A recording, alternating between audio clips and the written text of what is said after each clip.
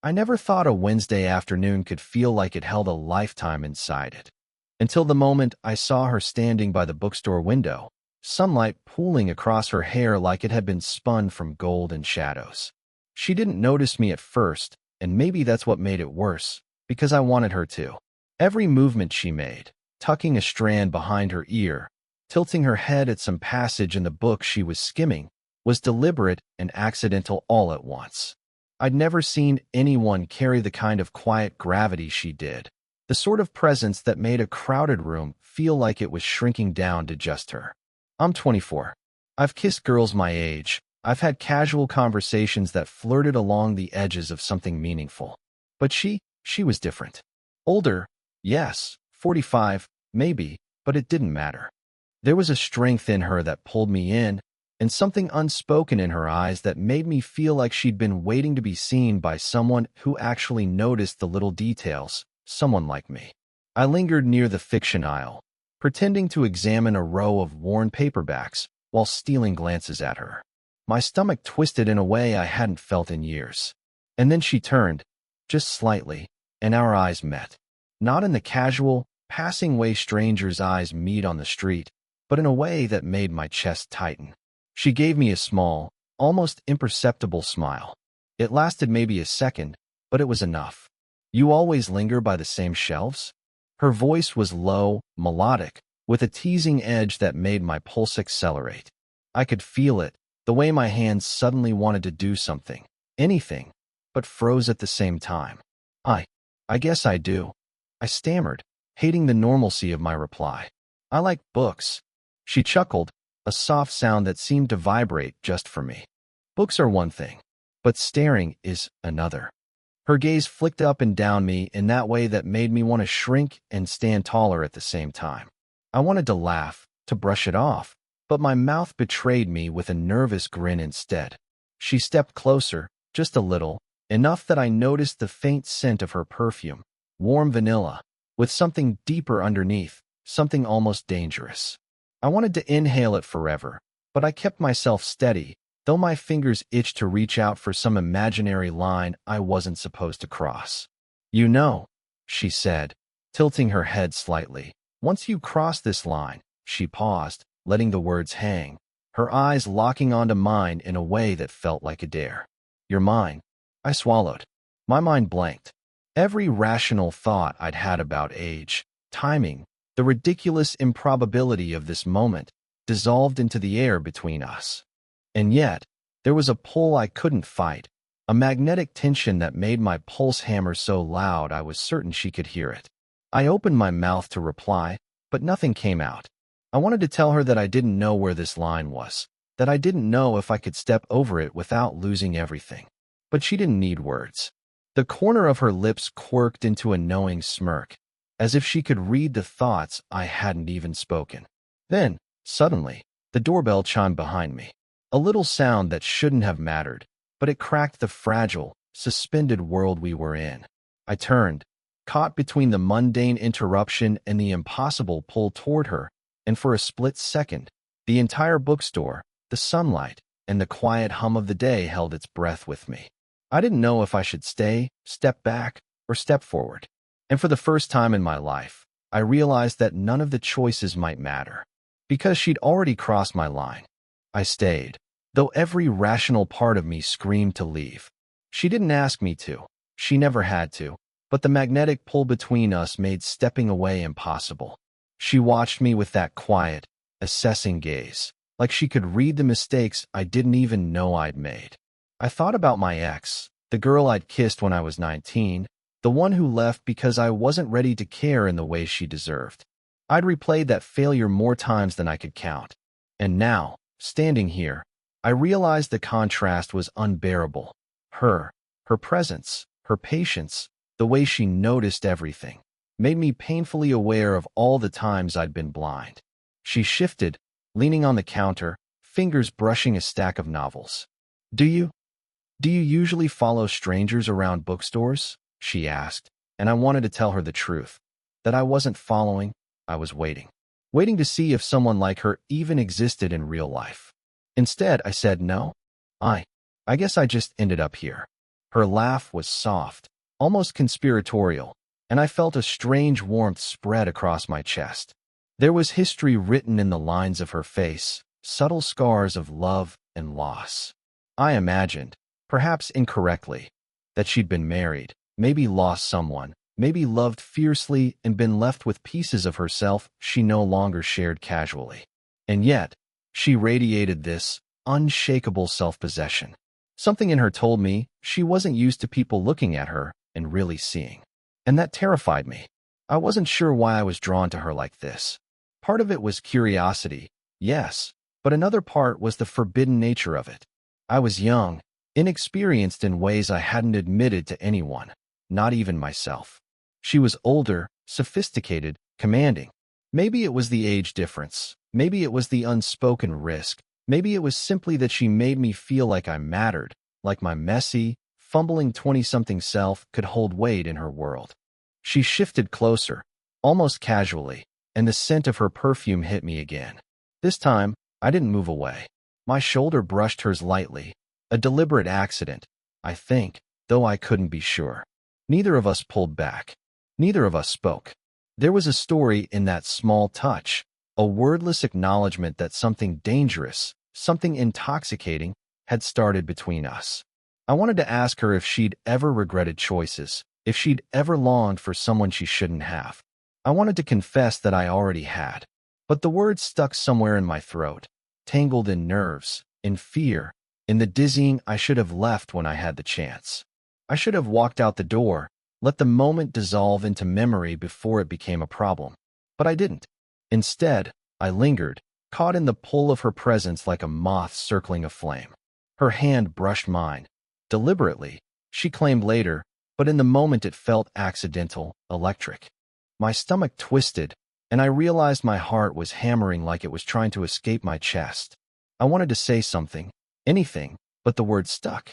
Instead, I just stared at her, at the curve of her smile, at the way her eyes seemed to know me in ways no one else ever had. Then the door opened, and the world snapped back into reality. Her assistant, young, cheerful, oblivious, popped her head around the corner. "Oh, sorry, I didn't realize anyone was here." Her hand jerked away from mine. I cursed inwardly, wishing I could erase the spark of heat that had passed between us. "It's fine," she said softly, but her voice carried an edge of something I couldn't place. Frustration? Amusement? A challenge? I didn't know, and it made my chest ache. I took a step back, trying to collect myself, and that's when I realized how vulnerable this moment was.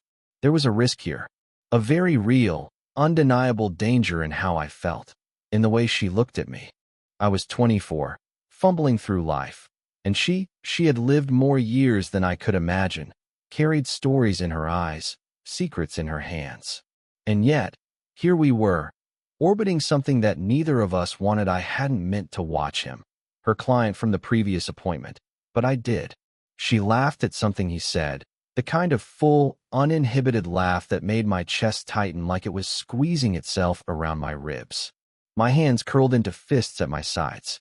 I wasn't supposed to feel this way. I wasn't supposed to care, not like this. And yet, I couldn't look away. She noticed me, of course. The glance she gave me was fleeting, but it burned. Something unspoken passed between us in that instant, a current I couldn't name.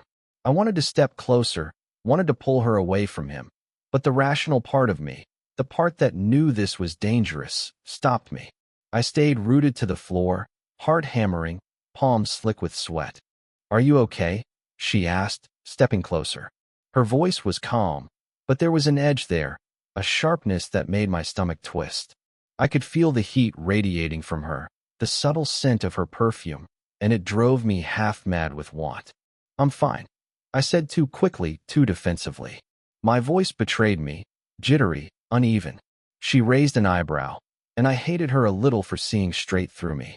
"You're not," she said softly, almost teasing, almost dangerous. "I can see it in your eyes." I wanted to deny it. I wanted to hide the way my chest ached with desire, the way I wanted to step over every line, every rule, every reason not to. But I couldn't. The words trembled on my lips, unsaid, as if speaking them would make them too real. She reached out, brushing her hand against my arm. The touch was brief but deliberate. My entire body reacted before my mind caught up, and I felt heat rush through me in a way that scared me. I can't. I shouldn't. I started, but she shook her head. Don't talk, she said. Her eyes held mine, steady, unwavering. Not yet. I swallowed hard. She was older, wiser, experienced in ways I could only imagine. And yet there was a vulnerability there too, a flicker of risk that made my heart race. The forbidden edge of this, the age, the difference, the unspoken consequences, only made me ache for her more. My pulse thundered. I could feel her breath, soft and warm, near my face. I wanted to reach out, to close the space between us, to taste what danger felt like. And yet, fear rooted me to the spot. What if I ruined this? What if I thought I had a moment to breathe? That maybe the tension between us could exist in private, silent, unspoken ways that hurt just enough to keep it thrilling but safe. I was wrong. She was on the phone when I arrived the next afternoon. I thought I could slip in quietly, maybe catch her off guard, maybe steal a small smile before the world intruded again. But the second she spoke, I froze. No, I can't. Not now, she said, and the voice on the other end laughed. Her hand paused midair, covering her mouth, and I saw something I wasn't supposed to. Her vulnerability, the crack in the armor I'd been drawn to. Then she laughed softly, brushing it off, and suddenly the spell was broken. I didn't hear the whole conversation, but enough landed. Someone was coming back into her life, someone who had a claim on her, someone who had left, yes, but maybe hadn't completely gone. My stomach pitched, twisting into a knot I couldn't unknot. She noticed me then, her eyes widening just slightly. Did he? My voice trailed off, though I had no right to ask. I wanted to know. I needed to know. She shook her head, fingers fumbling with the strap of her bag. It's complicated, she said softly. But it was more than complicated. I could feel the tension radiating from her in waves. Her chest rose and fell as if each breath was measured, careful. I should have stepped back. I should have let her handle it. But instead, I moved closer, reckless. You don't have to hide it, I said, voice low, almost pleading. I just need to know. Her eyes held mine, and for a moment, there was something like fear there. Or maybe it was guilt. Or maybe both. I caught her outside the cafe, rain beginning to streak the windows behind her like fractured glass. She hadn't seen me yet, and for a moment I thought about turning away, letting her handle whatever storm had returned to her life. But something in me refused. Something in me screamed that I couldn't walk away. Not now, not ever. Wait, I called, and she turned. Her eyes, wide and cautious, met mine, and I saw the walls she'd built crumble just slightly in that instant. The rain didn't matter. The cold didn't matter. I only noticed her, only felt her, only knew that I had to speak. I can't do this anymore, I said, voice breaking, fingers curling into the edges of my coat as if to anchor myself. I don't care about the risks, or the timing, she cut me off with a trembling hand on my chest, her palm warm through the wet fabric. Don't, she whispered. Just don't say the wrong thing. But I had nothing left to lose. I stepped closer, closing the distance until the rain plastered strands of hair across my face, until I could feel her heartbeat against mine. I don't care, I said again, firmer this time. I want this. You. All of it. Even if it's messy. Even if it's impossible. Her lips parted slightly, as if she was about to speak, then faltered. And in that pause, the weight of years, of choices, of loneliness and longing pressed down on her. The rain slowed, turning into a soft drizzle that traced lines along the sidewalk. We stood there, only inches apart, drenched but oblivious to everything except each other.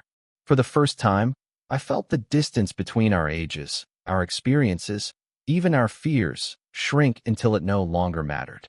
She reached for my hand, tentative at first, then with quiet certainty, weaving our fingers together as if we'd been practicing it in secret all along. I didn't let go. Not now, not ever. Her eyes searched mine, vulnerable, open, and I realized she'd been waiting for me to make this choice just as I'd been waiting for her. I wasn't sure if you'd stay, she admitted, voice barely audible over the patter of rain. I wasn't sure if you'd see me, not really. I shook my head, squeezing her hand. I've seen you since the first second. I couldn't walk away, even if I wanted to. You're everything I didn't know I needed. She smiled, a mixture of relief and something I couldn't name. Fear, perhaps, that this fragile moment could break at any second. But she stayed. And in staying, she made the impossible real. We moved under the awning of a nearby cafe, letting the drizzle soften around us, but neither of us spoke much. Words felt small against the weight of what we'd chosen. I could feel her warmth pressed against mine, the faint scent of her perfume still lingering, and I realized that the world beyond this sidewalk, jobs, responsibilities, judgments, had shrunk to insignificance. I don't know what comes next, she whispered, her forehead brushing mine. I don't know how this works, or if it even should. I don't either, I said honestly. But I do know this. Whatever comes, I want to figure it out with you. Messy,